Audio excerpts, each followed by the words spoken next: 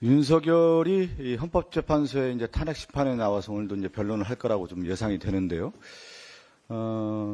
윤석열이 지난 헌법재판소 탄핵 심판에 나와서 자기는 자유민주주의 수호를 위해서 평생 몸을 바쳤다, 이런 취지의 말을 했는데 정말로 어처구니가 없습니다.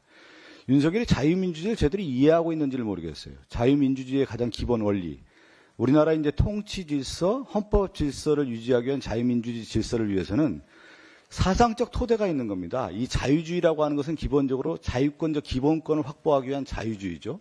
그래서 천부인권이라고 하고 기본권이라고 하는 거예요. 근데 왜 자유주의를 주장하게 되냐면 국가 권력의 인권 침탈이 있었기 때문에 이 자유주의인데, 그래서 자유주의는 헌정적 자유주의라고 하는 거예요.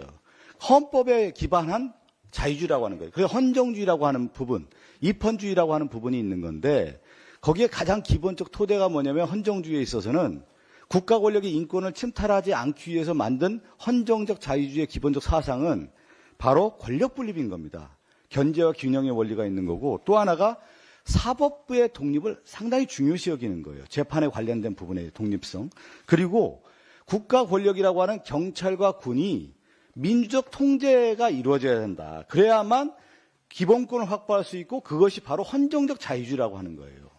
그 더 나아가서 민주주의는 뭐냐?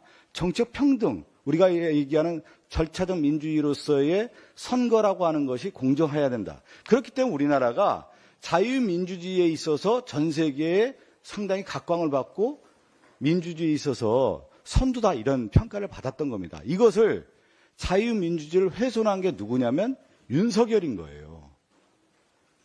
헌법 질서를 침탈한 겁니다. 무슨 자기가 자유민주주의를 지금까지 지켰어요. 완전 우리나라를 지금 망치고 있는 것이고, 또 하나는 이 자유민주 질서의 가장 중요한 것 중에 하나가 뭐냐면 공화주의예요. 공화주의. 그래서 우리나라는 민주공화국이라고 해서 공화국을 얘기하는데, 이 공화국은 리퍼블릭인데 바로 레스 뿌블리카, 공적인 거예요.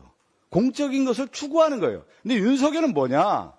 이 헌정질서 파괴에서 자기의 사익을 추구하는 데 있어서의 권력을 남용한 겁니다. 그렇기 때문에 탄핵이 되는 거고 파면이 돼야 되는 것이죠.